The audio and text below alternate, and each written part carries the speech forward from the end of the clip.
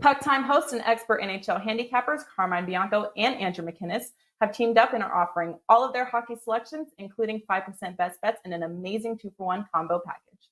An NHL season pass takes you through the Stanley Cup in July and is priced at $4.99. But right now, you can get both Carmine and Andrew's hockey selections for the price of one. Our Puck Time Power Play 2-for-1 combo gives you close to 5 months of NHL action and at $4.99, coming out to only $3.32 per day. Just head over to either Andrew or Carmine's capper page at WagerTalk.com.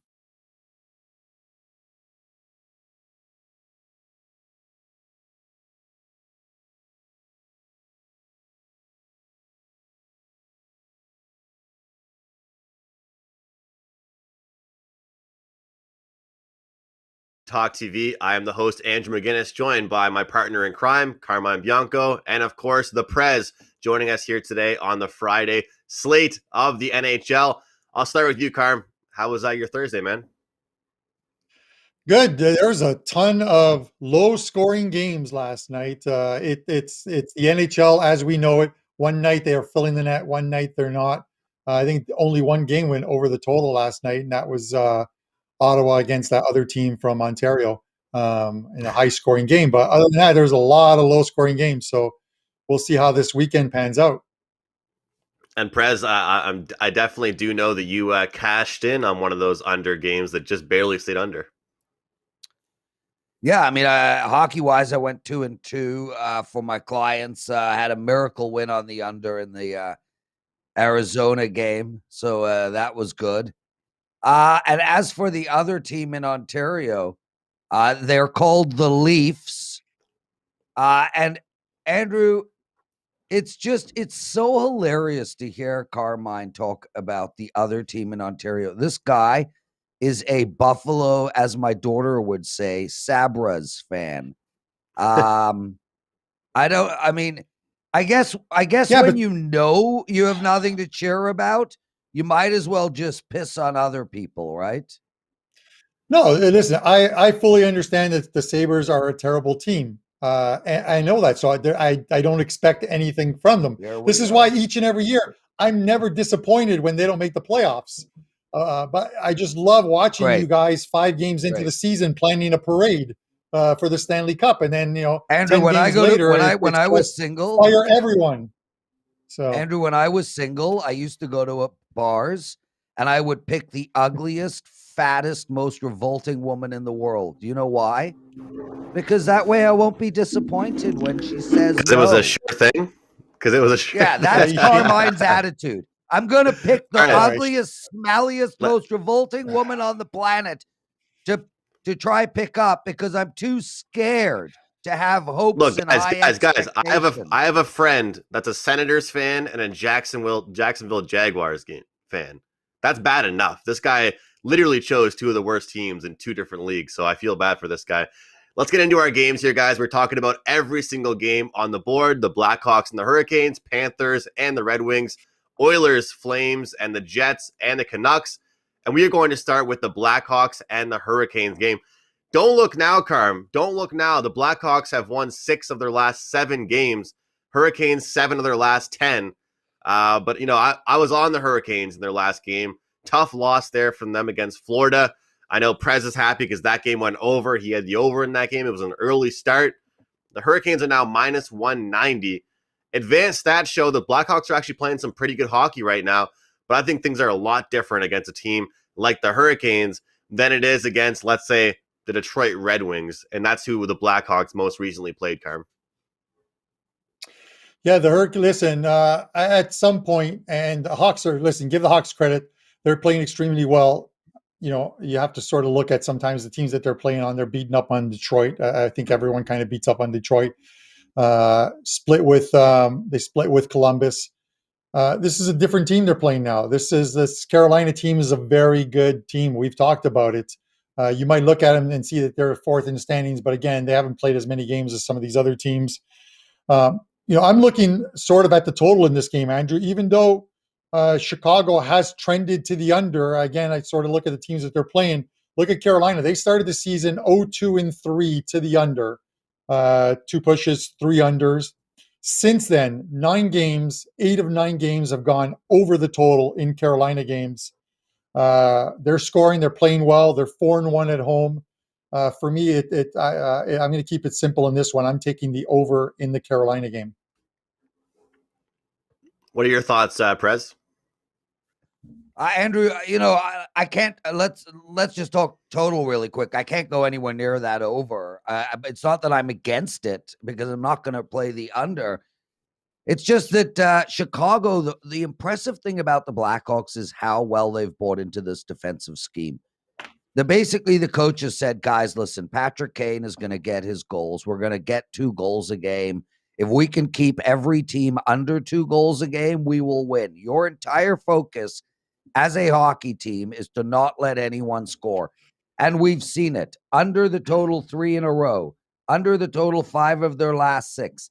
This Chicago team is not only not scoring a lot themselves, but I mean, they're keeping teams down. And on top of that, they're playing great hockey. And Andrew, I know you talked about Detroit. They beat Columbus. They beat Dallas. This team is playing probably the highest level of hockey that they will play this year, which is why, from a market perspective, they are a sell hockey team. They are not nearly as good as their record. Carolina is a really strong hockey team. Coming off of a loss, they can skate, they can hit, they've got goaltending, they can score. This is a well-rounded hockey team. I like Carolina in regulation tonight, and I think it is time to start fading the Blackhawks. Yeah, I'm right there with you on that, I want to rebut my good friend, the Prez there on it. Yeah, they may have bought into defense, but again, you look at who these games came against. Detroit, 2 of those games. One of the lowest scoring team in that conference. Dallas, another low scoring team in that conference. And then one of the 2 games against Columbus went over the total. The last time they played a team who could actually score was 6 or 7 back. They played Carolina twice, 7 goals in one game, 10 in the other. As much as you want to enforce your will to play defense, the minute you fall behind against this Carolina team, it's going to turn into a higher scoring affair. Andrew, and Carm, that's the point. That's actually the point I wanted to make. Just real quick, Prez. Andrew, wait, Andrew. Carm must have shampoo in his ears because he didn't hear me. Yeah, well, he was shampooing that bald head of his. I didn't say I'm just against his play. I said I can't play his play. I will not play overs on Chicago. With that said, I hope the clean shampooed Carmine wins his play tonight. If I'm allowed to get a thought in, I will agree with Prez with what they've said about the under with the Blackhawks. I'm not sure, Prez, if you saw it. Everything you're saying was actually a message the entire coaching staff preached to the Blackhawks prior to the season. They knew that they were a sloppy team last year. They knew that they were going, end to end with every team, and it wasn't working out with them. So to your point, but also to Carmine's point, they're trying to play defensively, but against a team like Carolina, they can't do it. Because if they get into any type of defensive style with Carolina, Carolina can shut them down. They're better defensively, and they have more depth. If they get into the end-to-end style trading goals, right now, Carolina has more options. I feel like this price is justified, and to your point, Prez, their record does not indicate their skill level, so I feel like it definitely is a bet on spot here. And it's disappointing because of obviously laying that big number, but you can use the -1, you can use the regulation, you can use the team total. This team scoring 3.9 goals per game. There's no lack of goals, that's for sure. So definitely an interesting game here. We'll see how Carolina bounces back after their loss here, guys. Let's get into our next game on the slate. Florida taking on the aforementioned Red Wings. Red Wings plus 155 here, guys. And here's one thing I'm going to say about the Red Wings.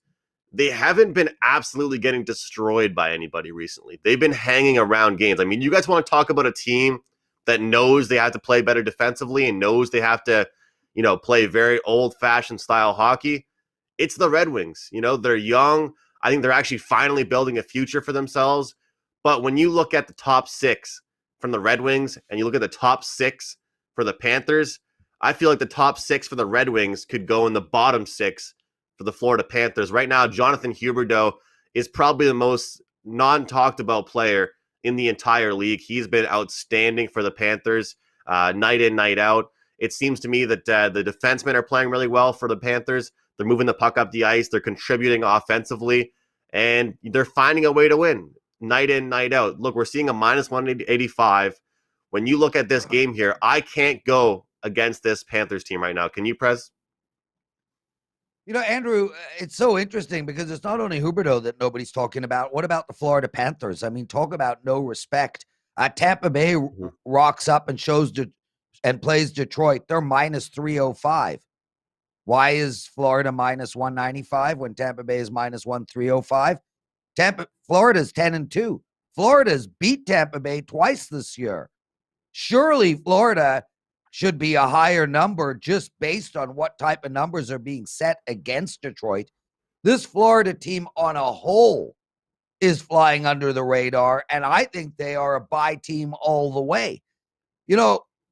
A friend of mine came over last night, and he was saying, how you doing in the NBA, Prez? And I said, I don't want to talk about the NBA. And he said, what do you mean? All you have to do is bet the Utah Jazz every night. You'd be like 16-0 or something. This is the problem with us. We do this professionally. We overthink things. We tend to fine-tune our pens. We got to stop overthinking here. Florida plays Detroit 4 times. They win 3. We're getting minus 190. Take Florida. Carm? I agree with his points. He took my Florida winning 3 of 4 already against Detroit. Detroit won one of those games 4-1. All those games stayed under the total. No game had more than 5 goals scored in those games. I'll take it one step further and sort of playing the spoiler alert on my show best bet later, Andrew. But I'm taking Florida in regulation time. Lay the minus 115 with Florida and take them to win in regulation here. Carm, you keep spoiling your best bet, man. You keep spoiling them. And for all of you guys out there watching this, I apologize for what happened. Definitely. Yeah. Apologies out there to the show cutting short yesterday. A lot of you guys were reaching out. So we made sure to get that clip out on the WagerTalk Twitter. Interestingly enough, guys, the Panthers are 15-6 in the last 21 games against a team with a losing record. They're also 9-1 their last 10 against Detroit. So to Prez's point, sometimes we overthink things. Sometimes you look at these lines and you wonder, okay, is it too easy? I think in this spot, it isn't, it's a play. It's a bet on spot here for the Panthers. We're going to see some spots to bet on Detroit or at least bet unders with them for close games, but this definitely isn't the spot here. Edmonton, Calgary. I've got a few things to say here, but we're going to go to you first, Carm, to get your thoughts. I kind of wanted to hear what you have to say as far as this game goes, Andrew. I'm hoping this is as good as the one that they played the first week of February. I think it's the only game that they've played so far this season. And I was looking over the North and who's played who just to see who's had the more favorable schedule. I like this Flames team. I love the way that they're playing. I thought that they would get better as the season progressed, and they are getting better. They laid a complete egg at home a few days ago against the Vancouver Canucks, made mistakes and paid for those mistakes. And now they're playing an Edmonton team who they cannot make mistakes against. I actually think as far as the total goes, I can't take the over 6.5 here. I just think that that 6-4 game between these two rivals, this is the Alberta rivalry. I always mention it's not as good as that Montreal-Toronto rivalry, but it's the next best rivalry for two teams up here in Canada. I'm looking for a tighter game here, and I'm looking for the Flames to win. I'm not going to go into I'm anxious to hear what you guys have to say, but I'm a Flames fan as far as the way they're playing this year, and I think they'll make the playoffs and be top 3 in this division. I find it so interesting because the term strength of schedule is used in every sport we handicap, especially the NFL, right? We're always talking about strength of schedule. Who has this team beat? Who have they lost to? And here in the North Division, the division obviously that the three of us follow pretty closely, there's going to be some change in form. There's going to be some teams that get their act together and then drop off, get it going again and drop off. But when you look at it, a lot of the times right now, you got to look at these things and say, all right, how many times has this team played Ottawa? How many times has this team played either Montreal or Toronto, the top two teams in the division? Yeah. And when you look at some of these next matchups with this game and the next game we're going to talk about, some teams are having a lot more competitive matchups and some teams are kind of breezing by. But Prez, for as long as I've been doing Puck Time with you, we were always ripping on the fact that the Oilers had zero secondary scoring. I found a pretty cool stat here. It was 13 different players have scored in their last 25 games, or 25 goals at even strength over the last 8 games. And none of those guys are named Connor McDavid, who was assisted on 6 of those 25. Edmonton is 6-2 in those 8. So that's, 13 different players on 25 goals. I didn't really think it would come that way, but they're 6-2, which is showing that in games that they're not just reliant on McDavid, they are actually succeeding and playing much better hockey. I actually like the Oilers here in this game. I think they are the better team in current form right now. I also feel like if you look at it from a power play standpoint, Calgary will try and be more physical. They will get frustrated and take bad penalties. And right now, the Oilers' power play is just unbelievable. So I like the Oilers here, Prez. Andrew, I just want to say right off the bat, I'm not betting this game. I'm not betting the over. I'm not betting the under. I'm not betting Edmonton or Calgary. I was on Edmonton 2 nights ago with a 5% play against Winnipeg. They won 3-2. So I'm a fan. I will say this. Edmonton is the second best team in the North, period. And we're going to see it. They are a better team than Calgary, and they will win 6 of the 10 games they play. I don't like the spot here for Edmonton personally, which is what's keeping me off of this game. I'd actually like to see Edmonton maybe lose tonight, and then we can bounce back on their next matchup. Calgary's coming off of a 5-1 thrashing against Vancouver. This team is going to be ready to play tonight. If anything, Andrew, I'd lay a small amount of money on overtime, 3-3 going into overtime. All 4 games they've played against each other this year have gone over the total. One of them was a massive number, 8-3, I think. I can't play the over because I think this is a different Edmonton team than even 2 weeks ago. You talk about their secondary scoring. Secondary scoring comes from playing defense because that's what opens up the ice for the players that aren't naturally skating like Connor McDavid. Edmonton is trying to focus on defense. Tippett is a defensive-oriented coach, and we have seen that of late, Andrew. You go down the Edmonton scores, this team has gone under 4 of the last 5 games.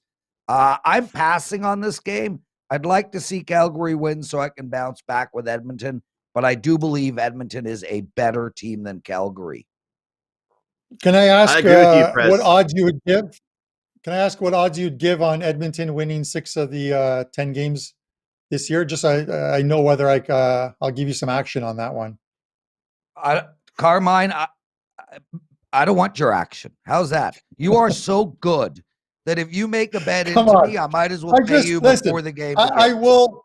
To your point, I will say yes. It would be great if Calgary won tonight because tomorrow's game is in Edmonton. So this is one of those true home and home kind of ones that you can come back with Edmonton tomorrow, and you probably wouldn't have to lay that much of a price. But so yeah, to your point, let's hope Calgary wins tonight. But I'll stick with the under here and the Flames, and you and I will discuss it at the end of tonight's action. Also, to his point about the unders for this Oilers team, I was leaning towards that on our show this week and didn't grab it in their last game, but it's true. They have been a way better team when they are going under, even though they have fast players, even though they can move the puck up the ice. I feel like they are definitely the better team when they control the pace of play in the offensive zone. So I'm right there with Prez. I feel like this is a better team when they go under the total and they play a more low-scoring, defensive style of hockey. Let's get into the Jets and the Canucks here, guys. Interesting. This is what I wanted to talk about here, guys. When I talk about the spots and the situations and the scheduling, this Jets team hasn't played Montreal yet, despite Prez thinking that Montreal won't make the playoffs. They haven't barely even played Toronto. They've barely even played that many competitive games, and they haven't looked outstanding. The Canucks have had the toughest schedule in the North Division. It's not even close. This Jets team has close to a losing record if you take away their wins against the Ottawa Senators. There's a huge distinct difference, and if you look at the Canucks, people think that they're not good because they've been beat down by good teams. They had a rough start to the first start of their season, but they are better. They are the better team, I think, than the Jets, and they will prove that tonight. I like the Canucks here. I think you look at a scheduling standpoint, it favors them. Their players are hot. Carmine always says, get on a team at the start of a streak. Well, like Prez alluded to, they played well against Calgary in their last game. I like the Canucks here, and I feel like they weren't getting as much credit by the media, by everybody, because of the matchups that they had and the scheduling they were given. So I'll go to you, Carm, to see if you agree with that at all. But the Jets right now, I crunched the numbers last night, Carm. I just don't want to look down at my notebook. But if you look at every team and take away their games against the Senators, that's almost like their true record, you know? I mean, maybe the Senators are going to get one or two wins. Yeah, well, I mean, it's supposed to be the other way around, Prez. Where it's supposed to be an automatic win against the Senators. But yeah, listen. What do you think about that, though, Carm? Yeah, and listen, I get it. And Andrew, you make a very good point about jumping on a team. You look at the Canucks; they played that very good game against the Flames, beat them 3-1.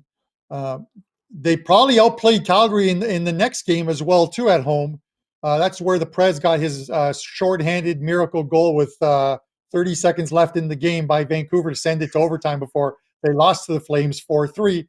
And then the Canucks, went to Calgary and beat them handily 5-1. And I talked about just a little while ago, Calgary made some mistakes, but sometimes a good team will force you to make mistakes. And maybe this Vancouver team is coming around. I've always said the thing that worried me about this Canucks team was their goaltending, losing Markstrom. But maybe they're coming together better defensively, and they're going to need it. With I'm still not sold on Holtby, but all he has to do is just not get blasted, play well enough, keep his goals against average to 3 or under, and they're going to win a lot of games because they're scoring it right across that lineup in Vancouver. So for me, I'm with you on. I think this is a good spot for the Canucks. Two high-scoring teams as well, Prez. Yeah, and Andrew, I just want to say for the record, Vancouver's the third best team in the North. Right now, they sit outside of the playoffs. They are going to make the playoffs. This is a really good hockey team. I ranked the North so everybody knows. Toronto, number 1 by far, not even close. Then Edmonton, then Vancouver, and I'll allow Montreal and Winnipeg to fight for that final spot. Hold on. Producers, please clip that. Please clip that. Prez's North Division rankings. Please clip that for us. Yeah, go ahead. And clip this. Buffalo sucks. Anyway, onto this game. Andrew, I think the Canucks are going to go on a big run, just like what you guys were saying. But I don't know if it's going to be tonight. Winnipeg is in a perfect zigzag right now. And they lost their last game. I'm not going to step in front of that. There's no reason why Winnipeg can't come back tonight and win the game. And then I think Vancouver will wallop them the next game. So I'm looking at more of a setup for the following game. I'm not going to bet Winnipeg here. I'm not going to bet Vancouver here. But I like the over in this game a lot, Andrew. I think you're in a situation where Holtby's he's done. He's just not a world-class goal. He never was a world-class goaltender, but he's not a top-tier goalie by any stretch. I like Demko anymore. better, Prez. I like Demko better. Yeah. Well, I think, and what we'll see is we'll start seeing more Demko as the season progresses. But I think you've got the Jets coming off of a 2-goal performance. I think they're going to light it up, and I think Vancouver as well. This game's got 4-3 written all over it from my perspective. And again, just like the other game in the North, I would have no problem with anyone betting a small amount on a 3-3 tie going into overtime. Andrew, I'm going to chime in here because I know our producers are ready to put together another clip. You might want to clip this one because Prez is, he's all gaga over the Leafs. Yes, they're in first place, 28 points, blah, blah, blah, whatever, as he likes to say. The Edmonton Oilers will represent the North in the semifinals because as this season progresses and they get better as a team. Hold on, Prez. Not your time to talk. Agree. My time to talk. Okay. Once Gibson makes his way from Anaheim up here to Edmonton, and they have a goalie between the pipes and a scoring. And just listen, every time McDavid's got that puck, he just corkscrews the Leafs defense into the ice, goes around him and scores. Yeah, every time. This is in a 7-game series. Toronto will not beat Edmonton. You heard it here, Prez. Andrew, I don't want to get into this whole nonsense with Carm, but I think Freddie is like 16-1 or something against Edmonton. Like, basically has lost one game ever against Edmonton. So, blah blah blah to Carm. With all that said, given that I think the Montreal is the only team that's won a playoff series. Best team. Okay, who has won? We don't even need to discuss. Carm. Quick trivia. Who has won a playoff series most recently? The Oilers, the Leafs, or the Habs? Can we give out actionable information? For one team loses every single first round, and one team got upset against the Blackhawks. Yeah, Prez actionable info. Yes, let's do it. It's time for the power plays. It's time for the power plays. Yeah. Get into the power plays, Carm. You guys keep talking. It's time for the power plays. Okay, so all right, so the power play. So first things first is Prez with his Leafs. He hasn't been alive for a Leafs Stanley Cup. The last time they won, it was still black and white TV. Those are facts. Anyways, as far as my best bet, yesterday it was the Minnesota Wild. They got it done as a best bet winner. We're coming right back with Florida Panthers tonight in regulation time, minus 115. That is my show best bet. I actually can't keep it together right now. My favorite thing is when Carm says, those are facts. That's how we hear that about once a week from Carm. Those are facts. When he says those are facts, you know he's passionate. And we got Prez over here reading his favorite magazine. I don't know if there's enough words there he can read, but definitely some good pictures in that book. I'll get mine out of the way here. Carm, we'll go back to you for promos. I have a 3-pack of UFC plays that will be up for tomorrow directly after this show. I have a 4% best bet up in the NHL for tonight. And my power play is going to be the Carolina Hurricanes team total over 3.5 here tonight. I expect some goals out of them. I expect some revenge. And they're just a dominant team. And I feel like through their top 6, top 9, they will have a breeze here tonight and get at least 4 goals in their matchup. Prez, let's get some promos from you and power play best bet. I've got no promo code for anybody, but head over to WagerTalk today. Take a look. I've got one hockey play up right now for tonight. I got another one that I'm going to put up in the next hour. Other than that, my friend, my best bet for tonight is Carolina in regulation, although I like Florida in regulation too. But I just want to tell everybody, make sure to follow me on Twitter at Prez WagerTalk. As Carmen, you know, I do a free pick video every day on Twitter, and they are lights freaking out, man. I was right yesterday. I was 3-0 the day before. But, dude, I got a date with my Playboy. Can we get the show on the road? Done? Out of here? Yeah, if you guys can't get enough of Prez after this 32 minutes and 30 seconds, check out his Twitter videos. They're actually very good. They're funny, informative, and most importantly, he's winning. So check those out. Also, don't forget to follow our Twitter account at PuckTimeWT. Both Carmine and I tweeting out live picks and promos, but Carmine has definitely been carrying the load. I have to step my game up. And also, guys, that 2-for-1 power play package, you can get both Carmine and myself our entire NHL season for just one price of $499. Available at both of our capper pages. Power plays, guys, listed right there. I'm on the Hurricanes team. Total over. Carmine likes the Panthers in regulation, and the Prez with the Hurricanes in regulation. Guys, happy Friday. Have a great weekend, and we'll see you here Monday on WagerTalk TV for Puck Time. Each and every Monday is $9 Monday at WagerTalk.com. All daily picks packages are priced at only $9, including $40 5% best bets. As an added bonus, all new users will receive $25 in wager bucks credited to their accounts, available for immediate use after their initial $9 Monday purchase. So make sure to take advantage of $9 Mondays at WagerTalk.com.